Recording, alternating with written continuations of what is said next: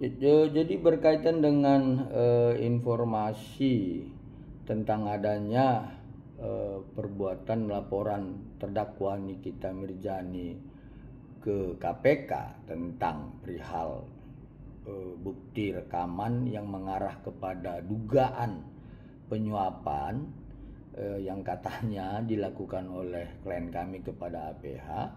Saya pikir itu hal wajar ya, itu langkah hukum yang wajar, karena memang harus seperti itu untuk membuktikannya, bukan menciptakan satu skenario yang bertentangan dengan hukum acara dalam persidangan ya. Jadi kalau kita melihat dalam setiap persidangan, majelis hakim melalui ketua majelis kan selalu menyampaikan itu. Ya, kalau ada ditemukan dugaan transaksional ya, dalam proses hukum ini, silahkan laporkan. Ya, saya pikir ketua majelis hakim kan menyampaikan itu tidak secara tersembunyi-sembunyi, tapi menyampaikan itu secara terbuka dan terang benderang di persidangan yang dibuka secara umum. Ya, jadi itu sudah pantas dilakukan oleh terdakwa Nikita Mirzani, tetapi itu harus dibuktikan ya, karena kalau tidak dapat dibuktikan ya, ini sudah akan menjadi satu fitnah yang nyata ya kepada pihak penegak hukum maupun kepada klien kami ya, karena sampai dengan saat sekarang ini kami sudah berkomunikasi dengan klien kami. Klien kami menyatakan itu hal yang tidak benar ya. Jadi apalagi rekaman yang diberikan oleh terdakwa Nikita Mirzani kepada majelis hakim melalui bentuk flash disk itu belum kami dengar.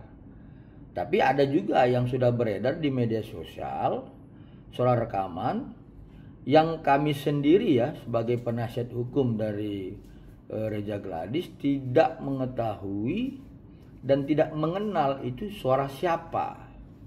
Ya, jadi perlu dipahami bahwa kami ini kan penasihat hukum dari Dr. Reza Gladys, jadi tidak sampai sejauh itu pengetahuan kami tentang siapa-siapa saja keluarga dari Dr. Reza Gladys maupun Dr. Autobah Mufid, apalagi sampai mengenali suara dari saudara-saudaranya ya.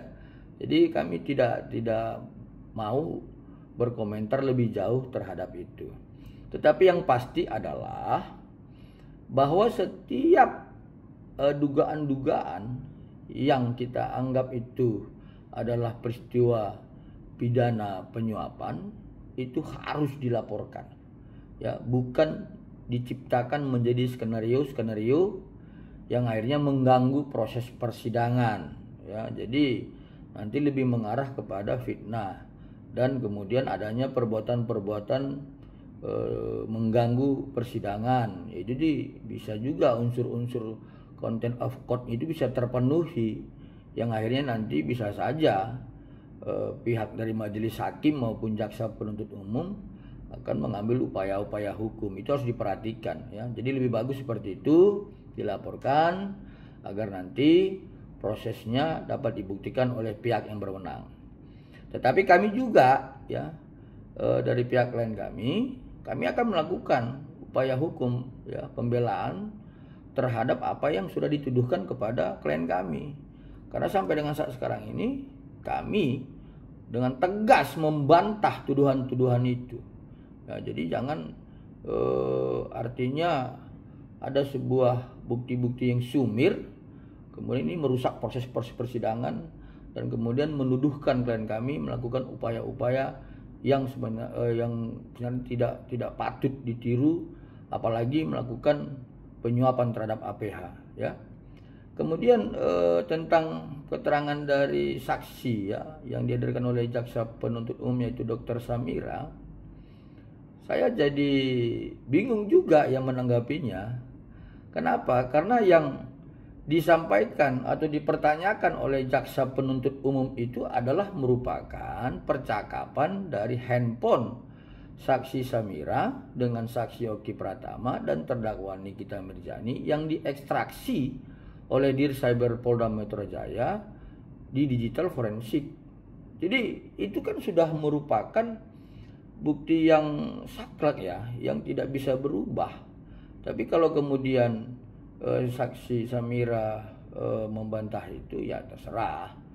Kan majelis hakim juga mempunyai penilaian terhadap jawaban dari saksi Samira. Apalagi kemudian ada kesaksian, keterangan dari saksi Samira mengatakan bahwa dirinya akan disuap oleh suami klien kami, Dr. Altobah Mufid. Ini kan hal yang lebih aneh lagi gitu. Karena kalau soal penyuapan itu unsurnya kan sebenarnya barang siapa yang melakukan penyuapan terhadap pejabat negara yang mempunyai kewenangan untuk mengambil keputusan kebijakan gitu. Tetapi apakah status kedudukan hukum saksi ini, ya, Dr. Samira merupakan pejabat negara sehingga dapat dikatakan itu adalah penyuapan? Kan tidak. Ya, jadi jangan menerasi-narasikan bahwa dirinya sudah disuap. Tetapi faktanya adalah ya, penyidik dan jaksa penuntut umum kan sudah mengantongi ya, bukti percakapan ya WhatsApp antara saksi Samira dengan suami klien kami. Kemudian bukti rekaman yang terkait percakapan di Starbucks Cilegon. Ya, saya pikir tidak perlu melebar-melebar lagi lah ya. Jadi biarkan nanti jaksa penuntut umum menyimpulkannya. Kemudian biarkanlah nanti majelis hakim yang akan mengambil keputusan terhadap itu. Ya, saya pikir demikian.